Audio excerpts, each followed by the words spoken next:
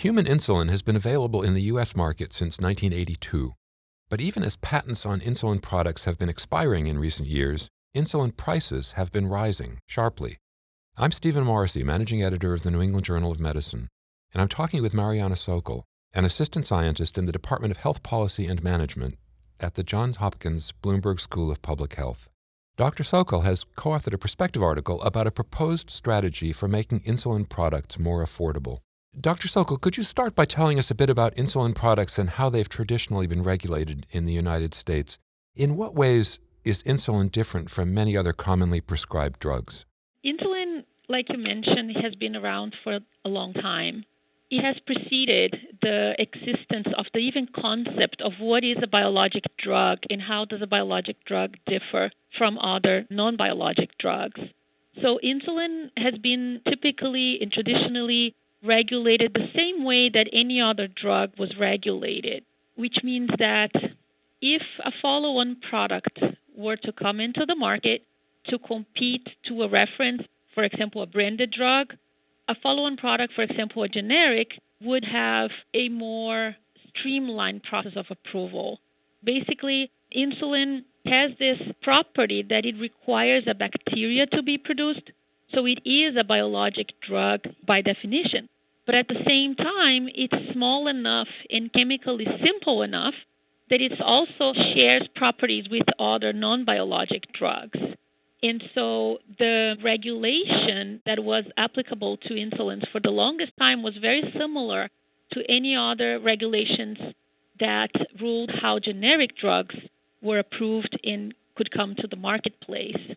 But then the Biologics Price Competition and Innovation Act of 2009 changed that, and the regulation of insulin products became more complicated after that act became law. What changes did that law make to regulatory pathways, and how did they affect insulin products? So the new pathway that was enacted in 2010 acknowledged that biologic drugs have greater elements of complexity and uncertainty. One, because they are more novel agents. Two, because their production processes are more sensitive to changes, for example, specific bacterial lines, specific proprietary production processes, and so on. And these molecules are also more complex.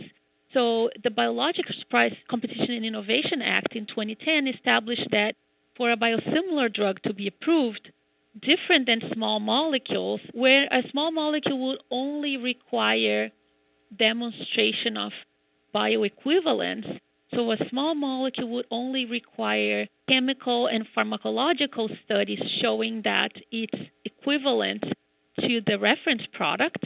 In the biologics world, a biosimilar, when applying to come to market, doesn't only need to show proof of bioequivalence or high similarity. It needs to show, in addition to these chemical and pharmacologic studies, it needs to show also clinical similarity.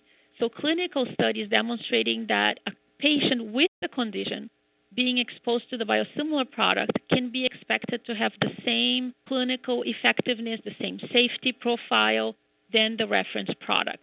So first, the Biosimilar Price Competition and Innovation Act in 2010 established that now biologic follow-on drugs, which are called biosimilars, first they need to show more evidence. They have to also demonstrate clinical evidence of similarity, not only pharmacological and chemical.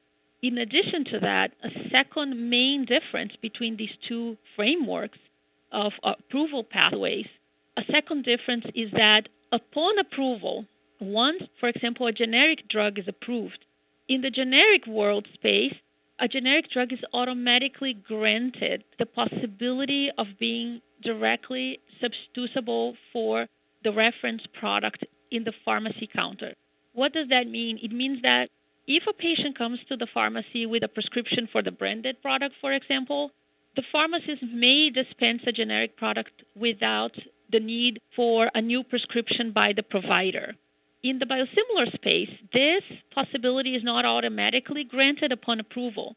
A biosimilar drug is approved, and if the pharmacist wants to dispense the biosimilar drug, it requires a specific prescription by the provider. Only upon submission of additional clinical studies the FDA grants what they call interchangeability, which is the possibility for direct substitution at the pharmacy only upon a series of new clinical studies. It's actually called a switching study. That's when a biosimilar may be granted the possibility for direct substitution, which is interchangeability.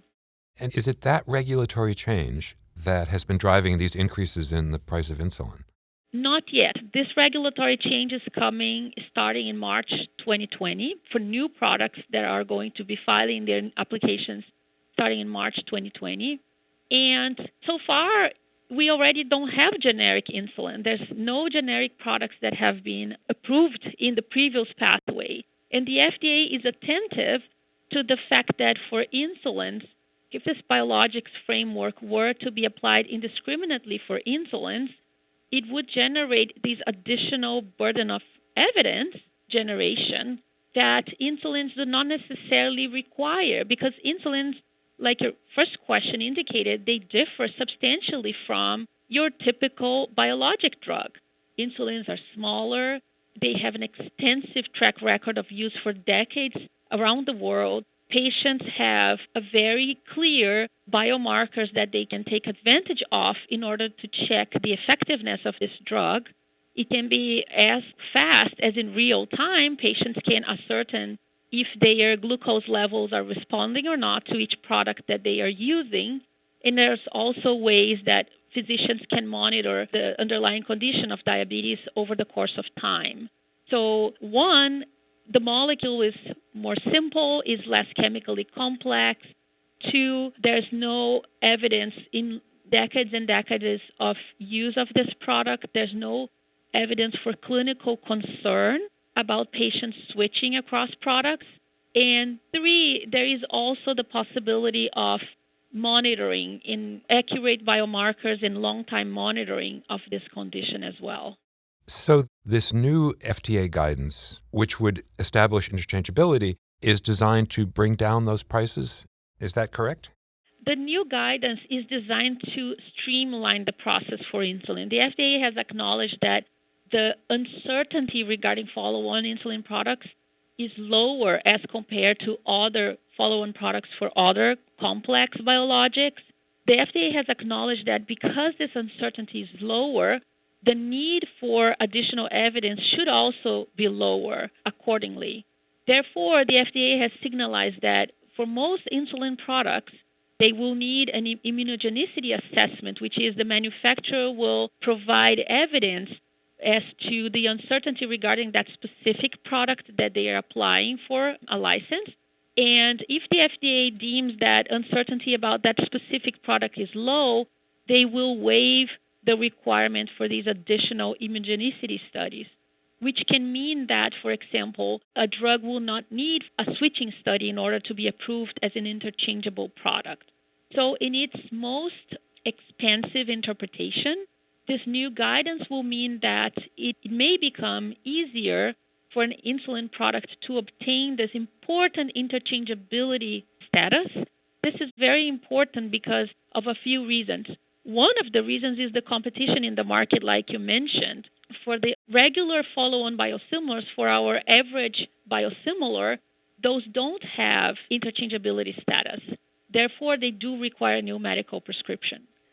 If insulins are streamlined in the process of obtaining their interchangeability status, that means that not only competition across products will be facilitated, because now the pharmacist may dispense one or the other product, also uncertainty for providers and for patients will decrease. This is something that often gets ignored in the conversation as we tend to focus on prices, because of course affordability of insulins is such a big problem right now, but there's also an element of certainty for patients and providers that in the world of biosimilars is very important. There is evidence that when a patient is exposed to information stating that in order to get this biosimilar insulin, they require a new prescription, we actually did a study, an experimental study testing that, patients' perspective on the similarity of this product is reduced. So when patients are told that they need a new medical prescription in order to obtain their biosimilar, it changes patients' perspective on the similarity of these products, and it actually reduces patients' likelihood to be willing to take this product. So it's very important also in terms of competition to make it cheaper and easier for new products to come into market. It's important in order to have products compete for price, so compete for being dispensed in the pharmacy, but it's also important for providers and patients to reduce the uncertainty around these products. You spoke about the ease of glucose measurement, about the long history of insulin use. In fact, how strong is the evidence that establishing interchangeability for biosimilar insulins won't increase the risk for patients who might switch from one product to another? Well, there's several sources of evidence supporting a very low uncertainty around insulins. The first source of evidence is the relatively simple chemical structure of insulin. So it's not a complex molecule like most biologic drugs. One piece of information that is important to mention is, for example, the size of the molecule is a very small molecule as compared to large biologic molecules. Insulin only has about 50 amino acids, whereas large biologic molecules like Humira, for example, they have way more than 1,000 amino acids in their composition. So there is the chemical structure that is more simple. There is also the long history of patients taking these products and alternating between products, sometimes because of doctor's prescription, sometimes because of availability and affordability of each product, but oftentimes because of insurers' decision. I mean, some insurers, they change their drug benefit from year to year, and they change their preferred product. So patients must accordingly change the product that they are taking. And those switches have not been shown to generate any sort of worse clinical outcomes over time for patients. There's also plenty of scientific studies showing that even if a patient develops antibodies against insulin, which can happen, but there is no correlation between the generation of these antibodies and any sort of worse clinical outcomes or changes in the dosage of insulin that they need to take, or changes in glucose control, or changes in complications over time. So there's also no scientific evidence around this drug. Finally, what are the next steps for the FDA's draft guidance, and what do you think are the chances that it will ultimately be implemented as it's currently written? So the next steps are implementing it in practice. And even though the guidance indicates this possibility of streamlining the process, the FDA reserves the right to implement their policies on a case-by-case basis. So it is very important that follow-on products are filed after this change and that we observe how the FDA is going to implement this guidance in practice to the follow-on products.